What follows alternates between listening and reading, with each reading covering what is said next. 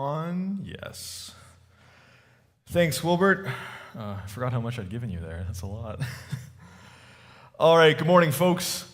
Ernie is not here today, so some of us have staged a coup to take control of the pulpit, and we're going to be running the show for the next few weeks here. So I hope he doesn't watch this recording. Not really, but for the next 3 weeks here, it's going to be me, and then Tim, and then Gerald Reimer, my dad, and we're going to be talking about Daniel, as you've probably guessed by now. And we're going to be looking at Daniel the person specifically, Dan the man, if you will. And we're going to track him over the course of his life, how he reacts to the cultures and the powers, pressures and demands, religions and politics around him. I'm up first as the youngest member of the trio, so I get, as you see in your bulletin, Young Man Dan.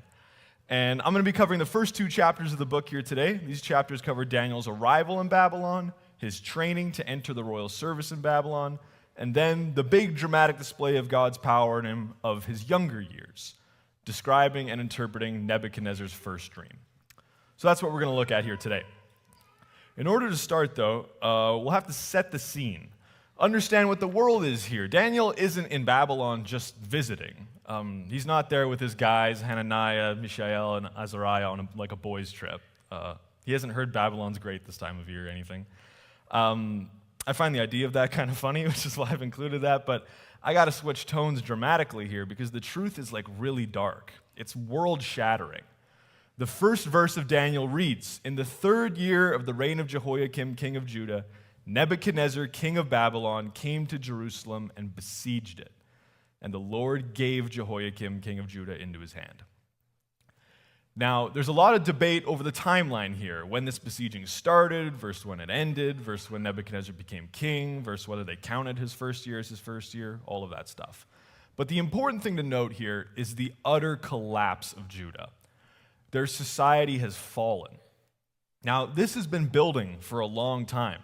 A good chunk of the Old Testament is just about the slowly mounting sins of Israel and Judah, and how they refuse to repent in any meaningful, permanent way. We have histories and poetry and prophecy all detailing this. Isaiah 3 reads, "The look on their faces bears witness against them. They proclaim their sin like Sodom. They do not hide it. Woe to them, for they've brought evil on themselves." But when we finally get to Daniel, the big collapse has happened in the past, and there's no real reminder of why. The book of Daniel spends no time on that part, in part, I think, to put us in Daniel's mindset.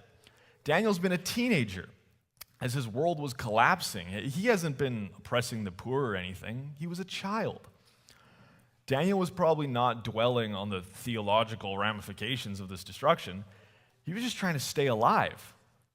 That's something that we have no idea about. We have no clue what that's like. Some people still do in this world, unfortunately, to grow up with a sword over their head.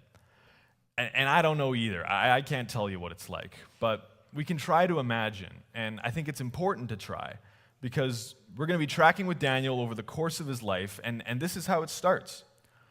Judah has been as stable as a volatile ancient Near Eastern kingdom can be for like the last century or so, and that ends here.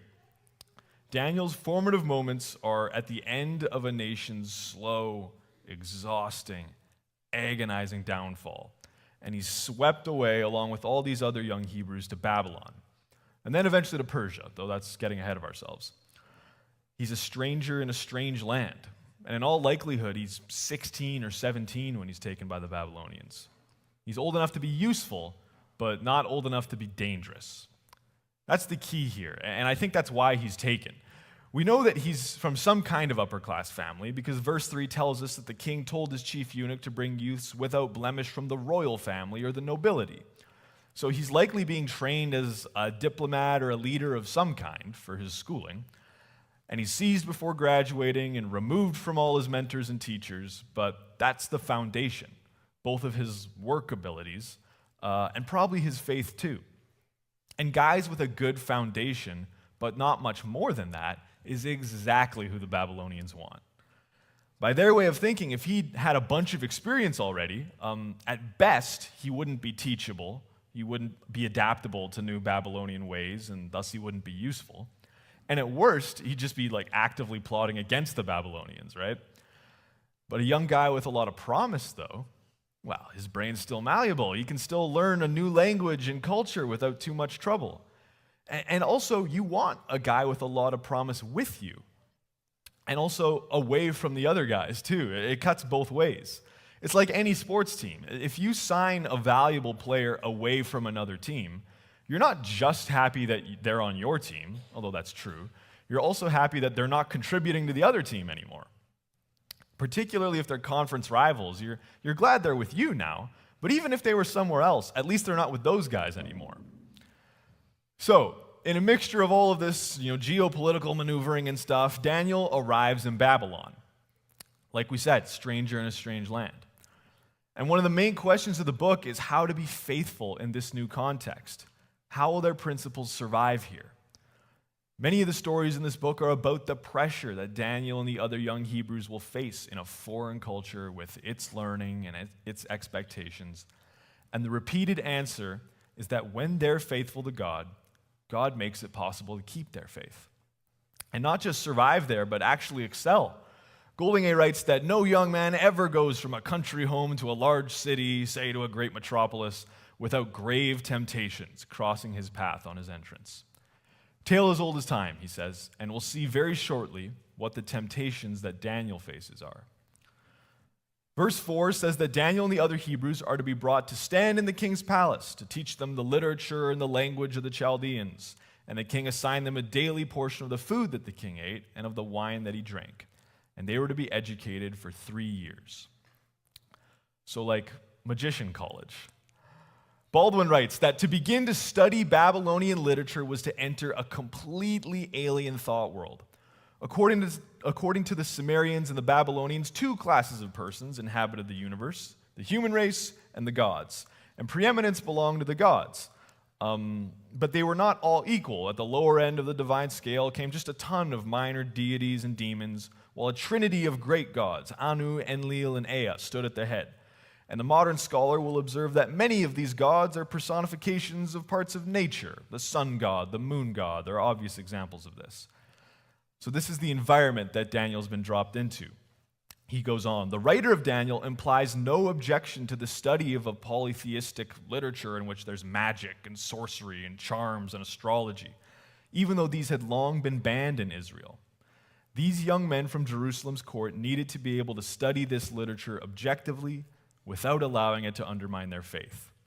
Evidently, the work of Jeremiah, Zephaniah, and Habakkuk had not been in vain. In order to witness to their God in the Babylonian court, they had to understand the culture of those around them, just as the Christian today must work hard at the culture in which he lives, if different thought worlds are to ever meet. So before we get to any actual test, this environment he's in, the reason he's there is already very testing. It's an environment that, if he's not careful, it's going to chip away at him, just bit after bit, day after day, making him more like them, unless he's resolute in his devotion to God. And we'll learn about his devotion in the first real story here. Verse 8 reads, "But Daniel resolved that he would not defile himself with the king's food or with the wine that he drank." And that's pretty much the whole story. We could stop right there.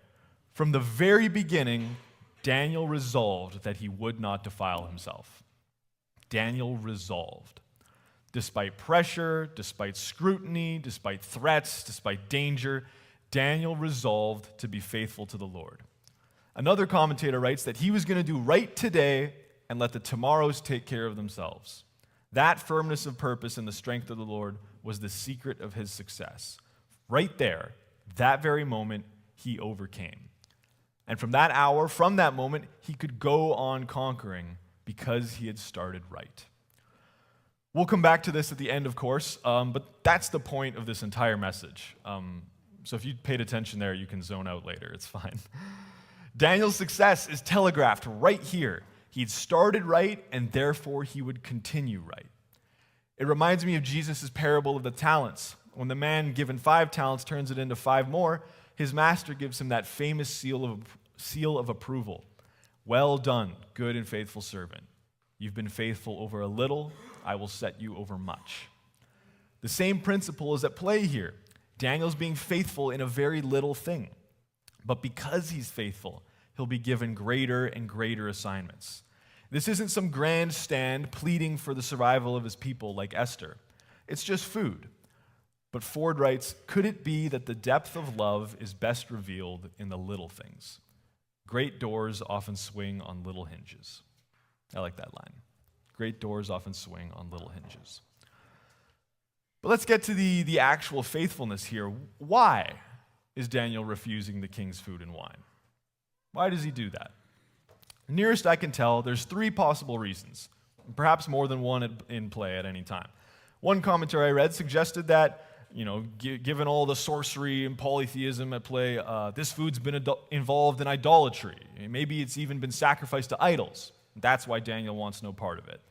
But I read a bunch of other stuff that said that's a New Testament problem that they're reading into the Old. There's not enough evidence for that. Secondly, and this is what I've always assumed, is that this Babylonian food violated the Torah food laws.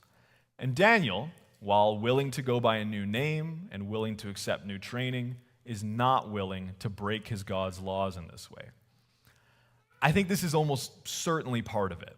We know for a fact that the Babylonian court's diet included both pig, which they loved, and regularly horse meat too. Both break Torah food laws. But Baldwin points out that Daniel also refuses the king's wine, I quote, against which there was no prohibition, except in the case of Rechabites and Nazarites, and there's no indication that Daniel and his friends were either of those. What he suggests then is quite simple. Eating together means something, particularly in an ancient Near Eastern context. The act of someone cooking for you and hosting you, and you accepting it and sharing that meal together, that's almost covenantal. It's a significant act of kinship, of fellowship. Look at Genesis 31, where Jacob and Laban have negotiated their way from the edge of conflict back into trust and alliance again. They build a pillar as a long-lasting symbol of their agreement, and then verse 54 reads, so Jacob swore by the fear of his father Isaac, and Jacob offered a sacrifice in the hill country, and he called his kinsmen to eat bread. They ate bread and spent the night in the hill country. So the eating together sealed their binding together, a human alliance. Another example is when Moses and Aaron and the 70 elders of Israel go up Mount Sinai and see God in Exodus 24. In a time of a lot of agreements and promises and covenants, verse 11 reads, they beheld God and they ate and drank. The eating together sealed their binding together, a divine alliance. So maybe, in addition to the breaking of the Torah food laws, Daniel looks at the implication of eating the king's food, the signal that it'll send that says, I'm with you, I'm one of you. And he goes, but I'm not one of them. I'm a child of God. I'm called to be in the world, but not of the world. Baldwin finishes by saying the defilement he feared wasn't a ritual one, it was a moral one, arising from the subtle flattery of gifts and favors and the hidden implications of loyal support. Daniel's first support is always to God before the king, something that's going to get him in trouble down the line, but God will get him out of it. And so his conscience decides that he can't eat or drink the king's food. So the story's all in the decision there, but we'll rip through the rest of it. Daniel asks the chief of the eunuchs if he can have an exception, and the chief is like, I like you, but I'm not about to disregard the king's orders. So Daniel kind of suggests this test to the steward who's actually in charge of the food, where he and his friends will only have vegetables and water, and they'll compare their health and appearance after 10 days. The steward agrees, they do that, they look great, they get to do it permanently. And we learn a couple of interesting things at the end of this. Verse 17 reads, as for these four youths, God gave them learning and skill in all literature and wisdom, and Daniel had understanding in all visions and dreams. And at the end of the time, when the king had commanded they should be brought in, the chief of the eunuchs brought them in before Nebuchadnezzar. The king spoke with them, and among all of them, none were found like Daniel, Hananiah, Mishael, and Azariah. Therefore, they stood before the king. So, these young men are truly exceptional. Truly exceptional. Even among the best of the best, they stand out with their knowledge and their wisdom. And secondly, I don't really have a grand point here. This is just a little aside. But doesn't this sound like Joseph?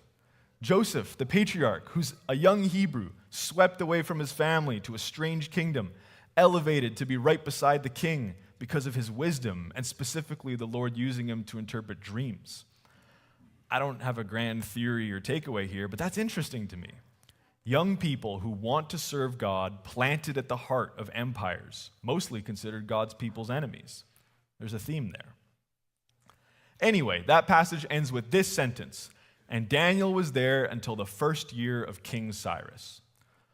A lot is going to happen before Cyrus's reign, but the text is telling us right now that Daniel is going to be a faithful witness in this elevated position for a long time. Between the hand of God, his own obvious value and wisdom, and the respect of others that those things produce, he has a longer career here than you would even think is possible. These are Pusey's words on the subject. Daniel continued even into the first year of King Cyrus, are the simple words, but what a volume of tried faithfulness is unrolled by them. Amid all the intrigues, indigenous at all times in the dynasties of despotism, where intrigue rolls around so surely and suddenly, amid all the envy toward a foreign captive in as high an office as the king's counselor, amid all the trouble incidental to the insanity of the king or the murder of two of his successors, in that whole critical period for his people, Daniel continued. He started faithful, and thus he continued faithfully. All right, chapter 2. Here we have Daniel's big break. We know his mindset, his attitude of devotion to the Lord, and this will show us what that faithfulness looks like. So Nebuchadnezzar has a dream in the night. He awakens, and verse 2 says, "The king commanded that the magicians, the enchanters, the sorcerers, and the Chaldeans be summoned to tell the king his dreams." Wiseman writes that listing these four sort of serves as shorthand to refer to all of them. So Nebuchadnezzar is demanding that every advisor is on the hook for this. I mean, clearly they're not all there, right there, because Daniel and his friends aren't there. But they'll be held responsible all the same. The king is putting the sword above them all. And what the verse says they'll be responsible for is telling the king his dream. That's the twist here. Nebuchadnezzar isn't just asking for an interpretation of the dream that he'll describe. That can be faked. What he's demanding is for them to tell him his dream and then interpret it. Now, I've always read this as a selfish, bratty indulgence of power. And that's definitely in play here, but some commentaries pointed out a very obvious read, but one that I'd never just really thought about before. Maybe Nebuchadnezzar just forgot his dream. That kind of paints him a bit more sympathetically to me. I don't know. He's frustrated. He's had this dream, and he knows it's important. He just knows it. But the morning comes, and he cannot, for the life of him, remember it. I feel like I've had similar experiences where I've woken up from a dream that I thought was great, for whatever reason, and decided that I'd be annoying and tell someone about it. But then the moment comes, and I can't remember what was so good about it, nor can I remember any details about it, nor can I remember anything about it, actually. All I can remember is the feeling that it gave me. It felt significant. And I don't even value dreams like that. That's not a part of my cultural background. I place pretty much no weight in dreams. I don't think they mean anything. I don't think about them at all. Babylon, by contrast, thought about them a lot. They kept records of dreams and of the events that followed them so that the advisors could use them as resources. There were whole careers dedicated to the study and the interpretation of dreams, Daniel among them. They believed the divine whispered to them in the night. So maybe Nebuchadnezzar's haunted by this. He feels pestered by his own forgetfulness. He's convinced that the dream he can't remember is important. Or maybe he just sucks. I don't know. In any case, his decree is death unless anyone comes up with an answer, and comes up with one quick. When Daniel hears about this, that's the first thing he asks. Verse 14 and 15 read, "Then Daniel replied with prudence and discretion to Arioch, captain of the king's guard, who'd gone out to kill the wise men of Babylon. And he declared to Arioch, the king's captain, 'Why is the decree of the king so urgent?' Then Arioch made the matter known to Daniel." Daniel's first question is, why the hurry? He doesn't ask why it's insane. He doesn't say that it's ridiculous or unfair, which is probably what I would do. We're told that he replied with prudence and discretion. His wisdom continues. He doesn't panic. He doesn't blurt out something that'll put him in even more danger. He's just buying time. But not in the way that the Chaldeans were. The king tells those guys, quote, "I know with certainty that you are trying to gain time, because you see that the word for me is firm. If you don't make the dream known to me, there's but one sentence for you. You've agreed to speak lying and corrupt words before me till the times change." So they're buying time out of desperation. They had no clue how to solve the king's request. And their manner of buying time was to speak lying and corrupt words, to tell the king soothing things that they thought he wanted to hear until the heat died down and he moved on to something else. By contrast, Daniel's buying time because he trusts God. He's saying, God hasn't told me the answer yet, but I'm going to ask him to, and I trust that he will. So why don't you tell me when it works for you for me to come in and tell you? That's a totally, wildly different form of buying time. That's a guy that's confident that God will deliver.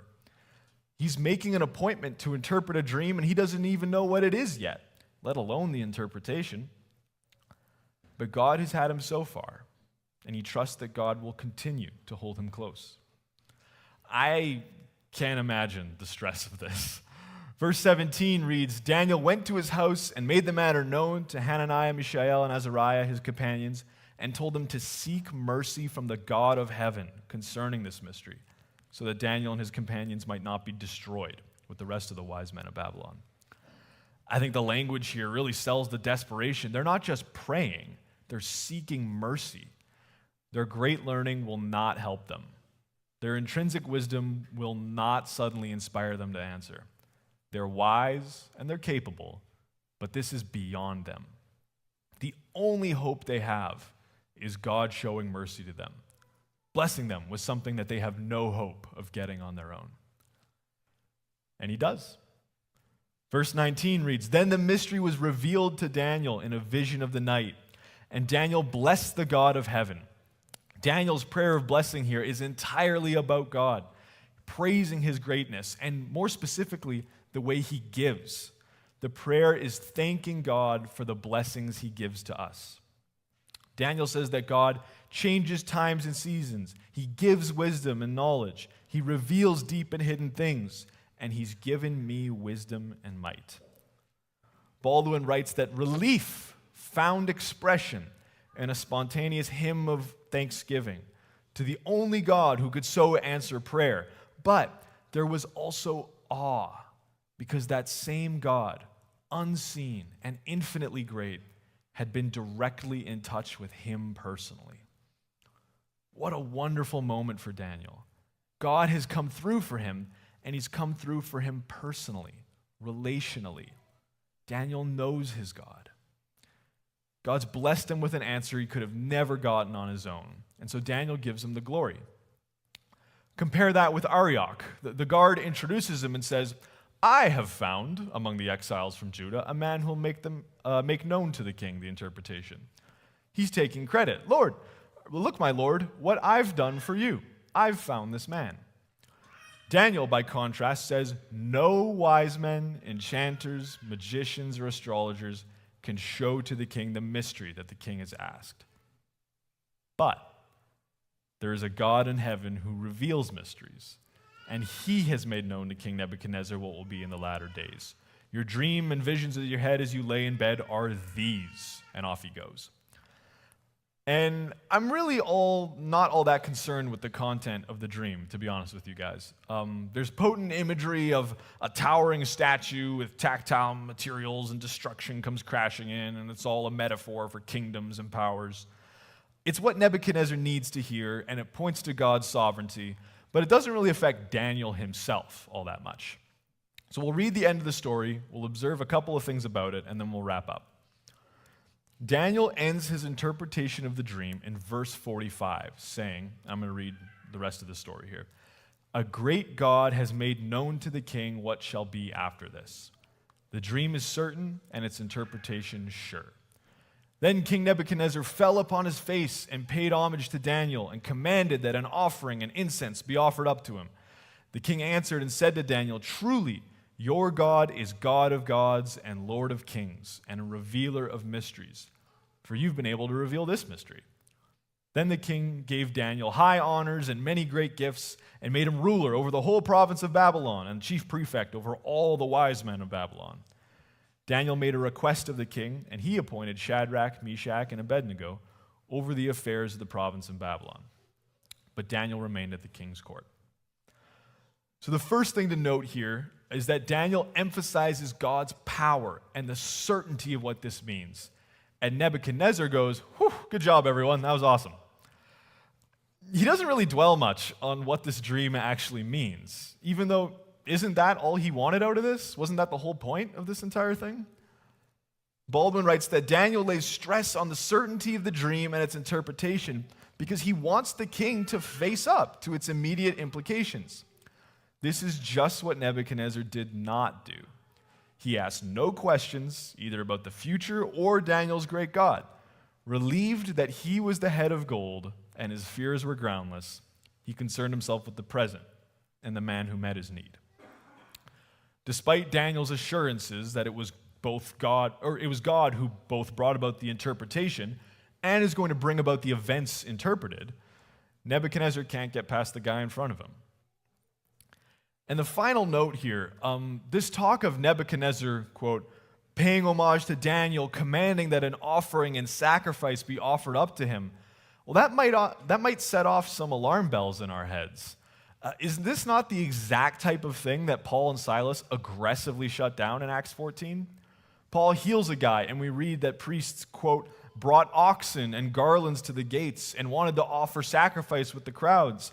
But when the apostles Barnabas and Paul heard of it, they tore their garments and they rushed out into the crowd, crying out, "Men, why are you doing these things? We also are men of like nature with you, and we bring you good news, so that you should turn from these vain things to a living God who made the heavens and the earth and the sea and all that's in them." They say a bit more, and verse 18 says, "Even with all these words, they barely restrained the people from offering sacrifice to them." Daniel, on the other hand, seems to have no problem accepting a sacrifice that's offered to him. So what gives? Maybe Daniel, learned as he is in Babylonian ways, has just decided that this is not a battle worth fighting. You got to pick your arguments, and the judgment call he makes here is that picking this one would draw attention away from the main point. That's possible. But I think the more resonant read here has to do with the dream itself. Nebuchadnezzar represents Babylon. When Daniel interprets the dream, he says that each part of the statue is a different kingdom. The head of gold is Babylon, and yet Daniel's direct quote is, "You are the head of gold." The person stands in, like a representative or an ambassador. And the dream ends with another kingdom, a perfect kingdom that will stand forever and is set up by God, God's kingdom. And Daniel's the servant of God, so he's God's representative in the same way that Nebuchadnezzar is Babylon's representative. In this way, Ford writes that, quote, Nebuchadnezzar acknowledges the king of heaven in the person of his captive slave in Babylon. He acknowledges the king of heaven in the person of his captive slave in Babylon. So between representatives, it's like Babylon bowing down to God, which is kind of cool.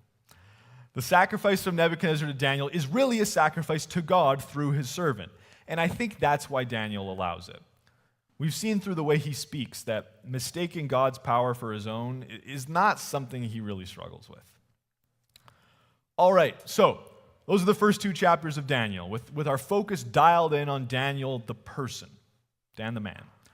So what are our takeaways here? I got three kind of loose ones, and we'll work backwards. So firstly, like Joseph before him, Daniel is eager to give God the glory for the things he's enabling Daniel to do. Nebuchadnezzar and Arioch both refer to him as the man who can interpret. And Daniel is quick every time to say he cannot, but God can. And in his prayer, he doesn't just thank God for making, quote, making known to me what we asked of you. He also thanks him generally for, quote, giving me wisdom and might. Daniel ascribes everything he has to God. And therefore, he's calm and he's confident because he knows he's in God's hands. The missionaries I worked with in Lesotho said this about their vehicles all the time. The vehicles break down constantly there, which is a massive hassle. And they always said, like the go-to line was, well, it's not my car, it's God's car. Whatever he wants to have happen with it is the best plan. Daniel has the same approach, and I think we would be better off in our lives with that approach too. It's God's thing. This is God's blessing. Secondly, faithfulness in a sea of influences. It can't be stated enough. Daniel remaining faithful to the Lord in this environment of sorcery and magic and power and intrigue was not easy, and it was not accidental. He was deliberate and devoted. He was in a culture that sapped at him, that tried in 1,000 ways to get him to take his eye off the ball, to look anywhere but at the Lord. Not to put too fine a point on it, but not unlike our culture. But much more so. Make no mistake, it was even harder in Daniel's environment to remain faithful to God than it is in ours. And we'll learn about his prayer habits later in the book, but we already know, just from his behavior towards food, that Daniel is looking to ground himself in God's will every day. That's how he stays faithful in this place. And that's how we remain faithful too, by looking to God in the little things as well as the big ones, every day, day after day. Which leads directly into my final point, which is that Daniel started well with small decisions. His choice of diet while studying at the Babylonian Magician College, his diet is small potatoes, no pun intended. It's the smallest choice he makes. Every other situation he's in for the rest of the book, every consultation, every vision, every dream of Armageddon, the stakes are way higher. But he's built good habits here, and they'll carry him forward. I want to take us out with this very simple sentence from Ford. Quote, "The initial test is to be followed by others, but the outcome of the later tests was determined mainly by this initial test."